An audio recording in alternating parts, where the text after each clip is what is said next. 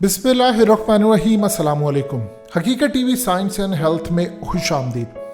आज का टॉपिक इतना ज़्यादा अहम है, ख़ास तौर पर ब्लैक होल के हवाले से। ये वो चीज़ें हैं जो कुरान मजीद में मेंशन है, आज साइंस इनको साबित कर रही है और डोमिनेट करने की ज़रूरत है। हमारी टीम मेंबर आपको बताएंगी, जिनकी आवाज़ हकीकत टीवी ने आपको पिछली वीडियो में भी सुनवाई थी और बड़ी ज़बरदस्त आवाज़ से आप लोगों ने अप्रिशिएट भी किया। आप सुनेंगे तो आपको अंदाज़ा हो जाएगा कि ये कितना अहम टॉपिक है। तो चलिए, हमारी टीम मेंबर आपको बताएंगी और आप उनकी आवाज़ सुने और आपको ये टॉपिक को समझना है, क्योंकि अगर आप ये समझ गए तो आप अपनी नस्लों को भी कन्वे कर देंगे कि कुरान मजीद और साइंस जिस अहम चीज़ के बारे में बता रही है, फिर आप खुद रियलाइज़ करेंगे कि इस कायनात में हम अकेले नहीं, कोई ना कोई मौजूद ज़रूर है। हकीकत टीवी साइंस एंड हेल्थ की इस वीडियो को लाइक करें, चैनल को सब्सक्राइब करें और बेल आइकन पर ज़रूर क्लिक करें। आप ज़मीन से बाहर किसी जगह पर चंद माह गुजारकर जब ज़मीन पर पहुँचें तो आपका सामना चंद बूढ़े लोगों से हो और आप हैरत ज़दा रह जाएं जब आपको ये मालूम हो कि आपके सामने बूढ़े इंसान दरअसल आपके पोते और नवासे हैं। तो आपको कैसा महसूस होगा? आपको यकीनन हैरत के झटके लगेंगे।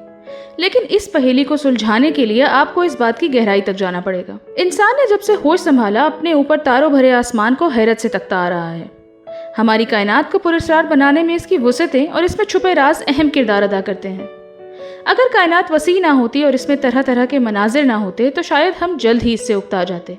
कायनात की इन अजीब व गरीब चीज़ों का जिक्र किया जाए तो इनमें ब्लैक होल सबसे आगे दिखाई देते हैं।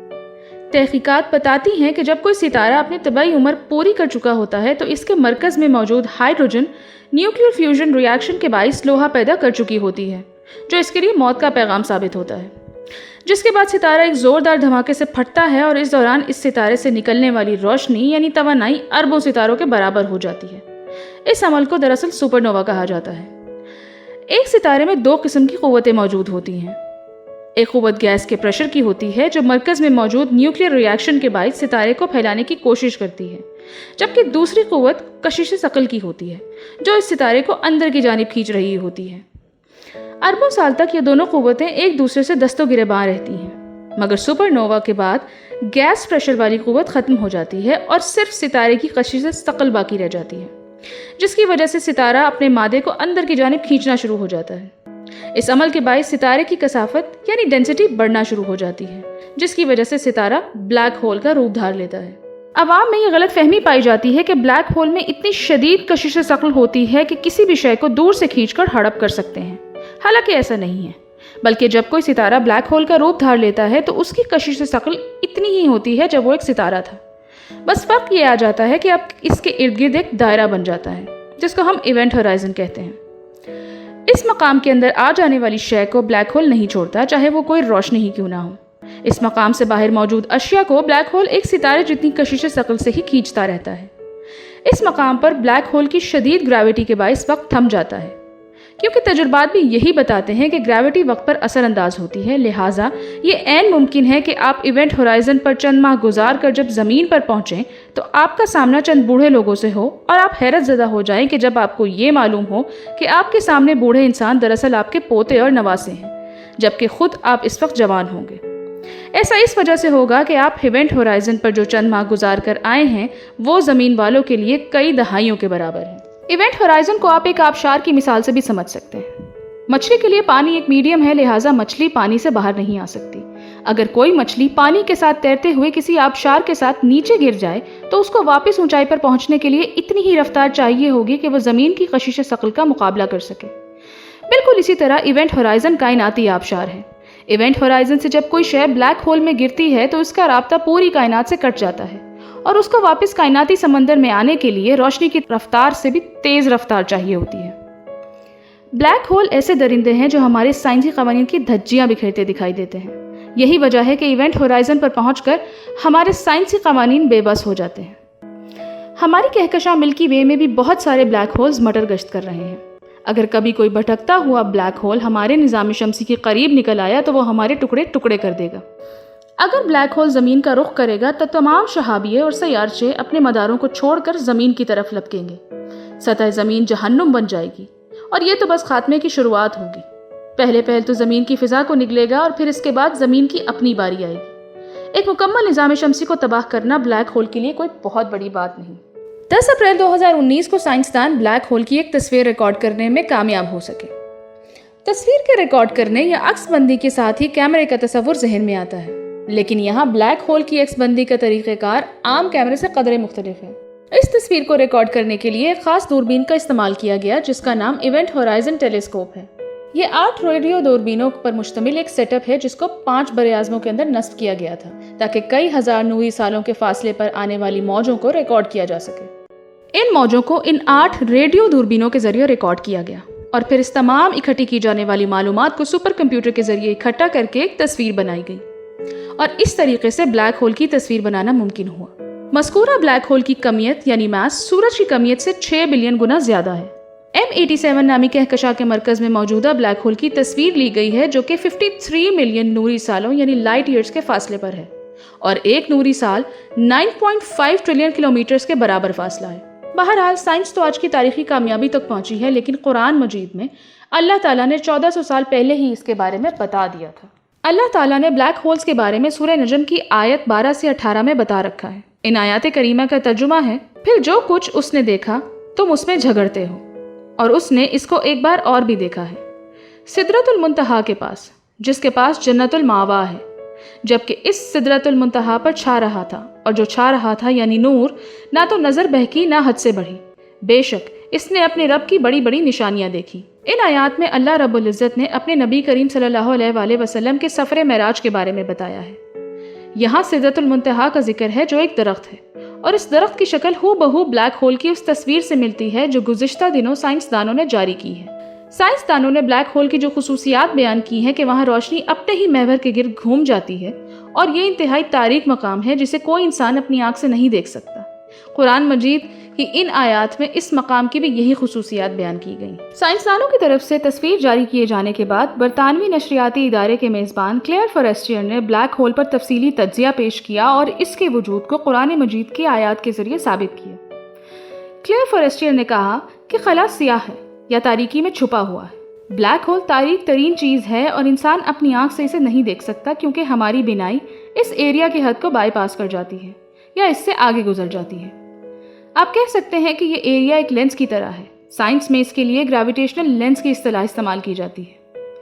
قرآن مجید میں بتایا گیا ہے کہ نبی پاک صلی اللہ علیہ وآلہ وسلم نے اپنے سفر معراج کے دوران اللہ تعالیٰ کی سب سے بڑی نشانیاں دیکھیں اور کلیئر فورسٹیر کے مطابق ان میں سے ایک بلیک ہولز ہے۔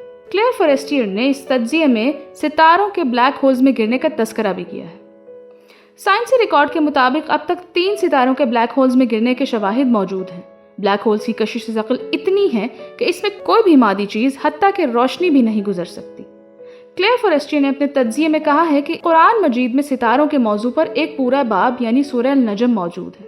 قرآن مجید میں بلیک ہولز کے بارے میں جو کچھ بتایا گیا ہے اسے پڑھ کر جسم میں ایک سرد لہر دوڑ جاتی ہے، کیونکہ قرآن مجید میں جو کچھ اتنی صدیاں قبل بیان کیا گیا تھا سائنس وہ سب کچھ آج ثابت کر رہی ہے۔ اسی طرح اللہ نے سورہ واقعہ میں بلیک ہول کی طرف اشارہ کیا ہے۔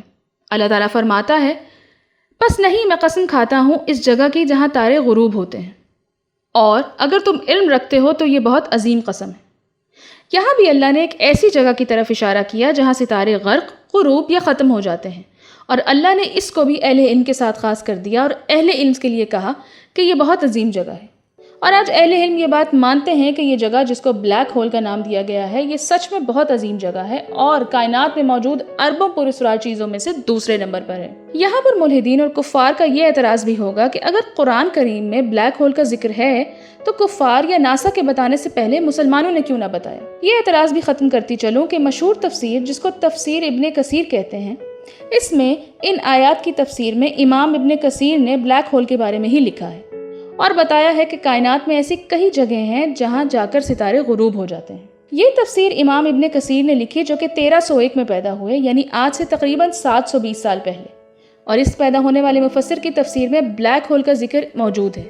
لہٰذا یہ سوال درست ہی نہیں کہ مسلمانوں نے کفار سے پہلے کیوں نہیں بتایا کہ قرآن میں بلیک ہولز کا ذکر ہے۔ قرآن کریم میں کئی اور جگہوں پر اللہ تعالیٰ نے بلیک ہولز کے بارے میں ارشاد فرمایا ہے۔ سورہ التکویر میں لکھا ہوا ہے، اور جب ستارے اپنی کہکشاؤں سے گر پڑیں گے۔ اسی طرح سے سورہ المرسلت میں فرمایا گیا، اور جب ستارے بے نور کر دیے جائیں گے۔ یہی بات بلیک ہولز کے حوالے سے سائنسدانوں نے ثابت کی ہے کہ جب ستاروں کی توانائی ختم ہو جائے گی یعنی وہ بے نور ہو جائیں گے تو بلیک ہولز میں تبدیل کر دیے جائیں گے۔ سائنس جو آج تحقیق کر رہی ہے، قرآن پاک نے اس کے بارے میں 1400 سال پہلے سب کچھ کھول کھول کر بیان کر دیا ہے۔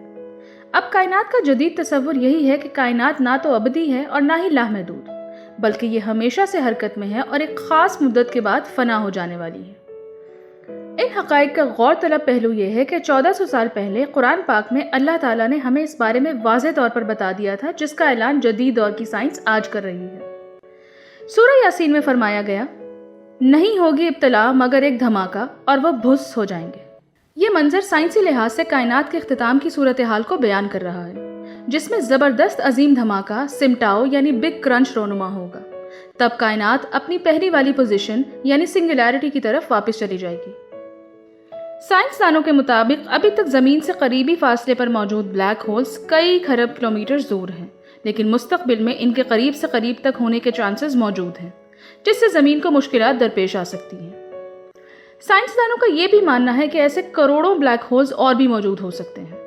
یہ تو بات تھی کائنات میں زمین سے دور بڑے بڑے سوراخوں کی، لیکن اب ایسے ہی پراسرار اور خوفناک سوراخ دنیا پر بھی ملے ہیں، جن کے بارے میں ماہرین جاننے سے قاصر ہیں کہ آخر یہ سینکڑوں فٹ بڑے سوراخ، جن کی گہرائی کا بھی اندازہ نہیں، وجود میں کس طرح سے آ گئے۔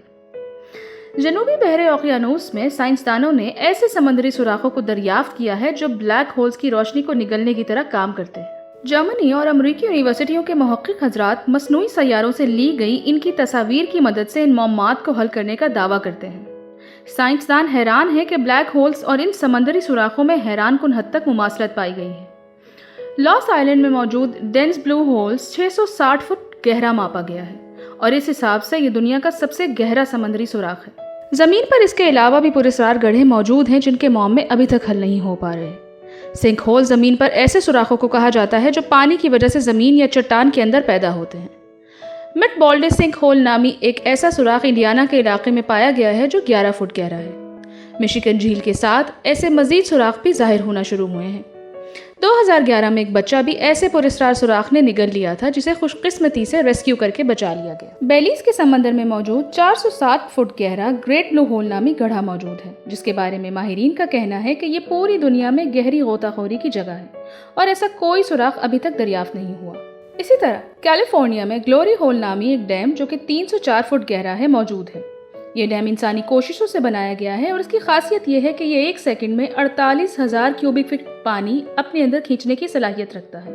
کئی مثالوں کی طرح ایک مثال یہ بھی کہ 2010 میں 100 فٹ گہرا خطرناک سنک ہول نمودار ہوا جس نے اپنے اندر 3 منزلہ عمارت کو مکمل طور پر نگل لیا تھا۔ زمین پر موجود عجیب و غریب اور جادوئی گڑھوں کی کہانی ابھی تک ختم نہیں ہوئی۔ انسانی تحقیق اور جستجو آنے والے وقتوں میں مزید ایسے کئی پراسرار گڑھوں کی موجودگی کا راز کھول سکتی ہے جس سے انسانی عقل دنگ رہ جائے گی۔ حقیقت T V science and health کی اس ویڈیو کے نیچے کمنٹ ضرور کیجیے، اپنی رائے کا اظہار ضرور کریں اور اس ویڈیو کو ہر جگہ شیئر کرتے ہوئے چینل کو سبسکرائب ضرور کریں۔